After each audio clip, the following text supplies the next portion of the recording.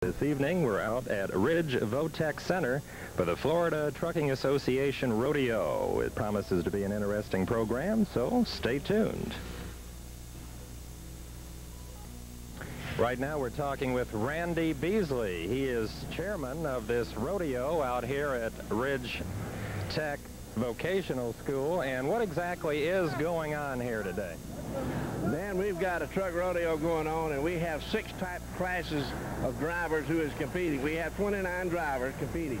We have what we call a straight truck class, which is a P&D delivery truck within the city limits and so forth. We also have a 3-axle vehicle, which is a 30-foot trailer with 2 axles on the tractor. That's the second class we got. Then we have the 4-axle class, which is 2 axles on the trailer, 2 axles on the tractor, which makes 4 axle. We also have flatbeds, which is a 5-axle vehicle with 3 tractors, 3 on the tractor, 2 on the trailer. We got the tankers, which hauls our gasoline and so forth around that division, which has 3 on the tractor, 3 on the 2 on the trailer, excuse me. And that's the classes we have, plus the dry box. We have a dry box which is 45 foot long, 10 foot for a tractor. That makes 55 foot, which is our legal length on the state of Florida. We have that class. So that makes us have 6 different classes of drivers, and they are competing in each division to see who's the winner and the runner-up, and we have 29 drivers competing. What do they win if they win the event here? Well, we have each division will have the #1 driver.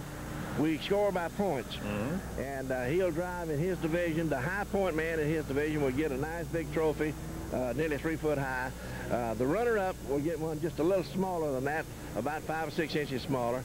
Also, the #1 driver of the whole rodeo, out of the 29 drivers, we'll pick the top driver with the highest number of points. And he also will get a trophy which is nearly 4 foot high.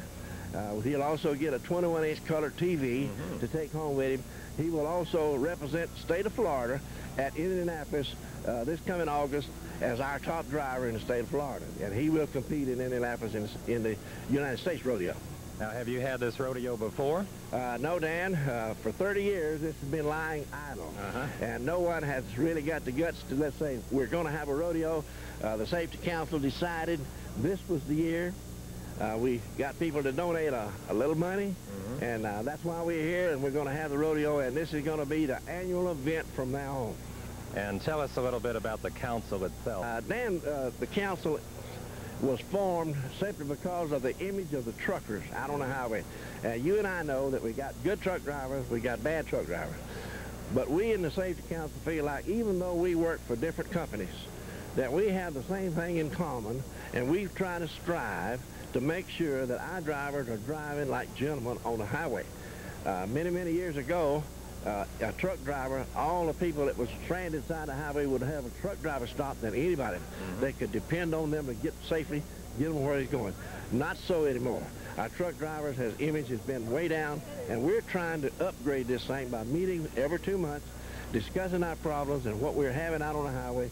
We inspect trucks on the highway, whether they be common carriers, contract carriers, or private carriers. And we write complimentary write-ups and tell them what they're wrong with their tractors, if they got bad tires, bad brakes, and so forth.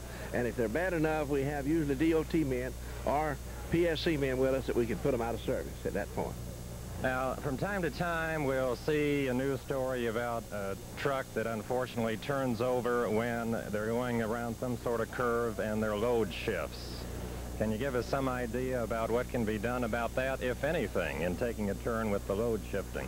Dan, all your safety men and safety departments in each company, we have what we call our training period. We teach these guys how to load, where to put freight so it won't shift. You're talking about more like swinging beef, gasoline tankers without baffles inside. We've done any number of things to keep this from happening by putting baffles where it won't rock and so forth. You know, if you got about 500 halves of calves or halves of bulls hanging in the thing, that naturally when you go around a corner they're going to swing, which will make it also top heavy. So we have baffles even in those now, just from side to side, so that swinging beef won't swing anymore. They're in there tight enough to where we got them solid. And that's what we're doing. And we teach our drivers in safety meetings once a month that this is the same thing, stacking, loading, and so forth, so that they won't have this kind of thing happen. Very few of them is not happening now. That's what we're doing. That's what it's all about. Is there anything out there as far as the roads are concerned? Are there any hazardous roads that you recommend to your drivers to be very cautious about? I'm just curious if that enters into any of your safety program or not. Dan, yes, we have several places that we talk about, especially our vehicles who haul hazardous material. There's certain things that we have to do, and each month we talk about these things. If we're hauling hazardous material, we have about 25 carriers in the state of Florida who do handle hazardous material every day. And they have, like railroads, they stop at railroads. There's certain areas are overhead that they cannot go under, and we teach them to how to go around, and we have prescribed roads. They also have to stop every 200 miles and check their tires and so forth.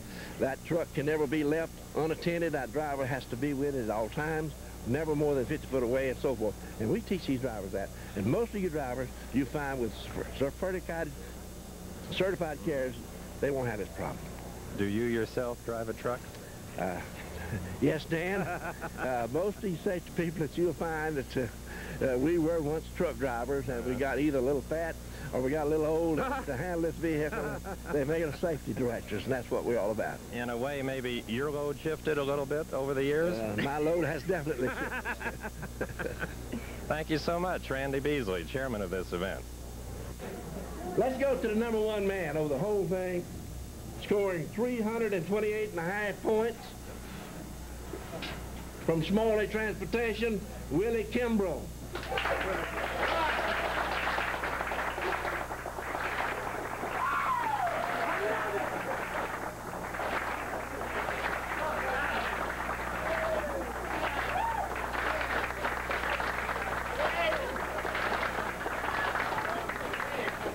With us now is Rastus Kimbrell. He is the overall winner here today at the rodeo.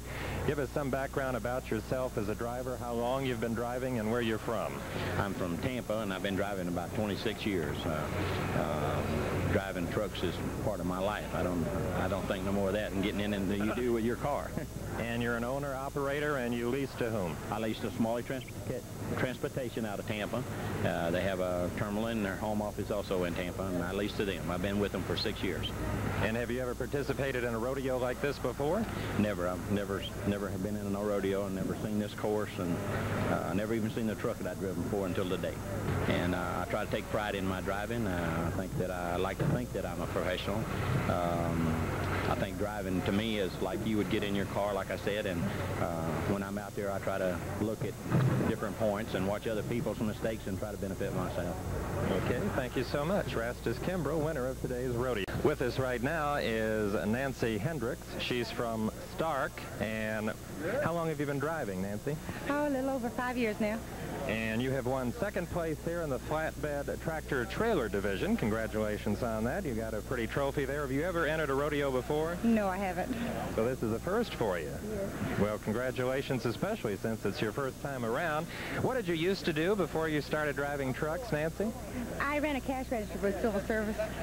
And what got you interested in driving trucks? Money. An honest woman with an honest answer there. And which job has been more interesting for you? Driving on the road. And why is that? Meeting a lot of interesting people. Uh-huh. And what interesting people have you met? Fellow truckers or beyond that even? Fellow truckers and, dealers that we deliver to. Any idea about how many women are driving trucks today?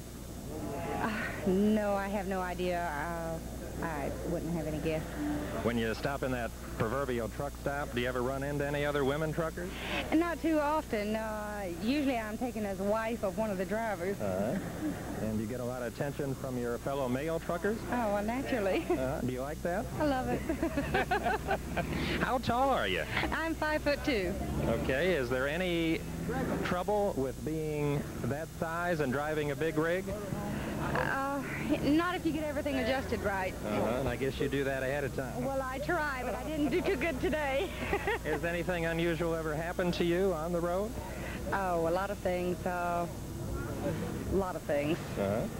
I had a whole town shut down one time to watch me unload. I drive a car carrier. Well, congratulations on coming in second place in your division here today. All right, thank you very much. For the first time in 30 years we've had a truck rodeo in the state of Florida. This is the first. We will continue this thing next year, and we'll make it our annual event. We'd like to see you next year. Anytime you see us out on the highway, safety men or safety cars, call us on that CB. We'll talk to you, be glad to, okay? Good luck to everybody. And now that you're sitting in this cab, this guy right here beside me is the fleet safety director for Smalley Transportation, and this is one of his rigs, and we call this double bottoms. Well, folks, that's our show for tonight. We certainly hope you enjoyed our visit here at Ridge Votech. They promised to show me how to drive one of these double-bottom trucks, so wish me luck. And please join us again next week at 7 p.m. for another edition of Centel Spotlight. I'm your host, Dan Hogan, wishing you and yours a safe week. This is a double-bottom trailer. We got two trailers hooked on behind with a tractor on the front. You'll see it on the highways now, on the special highways, 75, 95, 275. You'll see these now nearly every other tractor trailer you see. Everybody's going to the double bottom.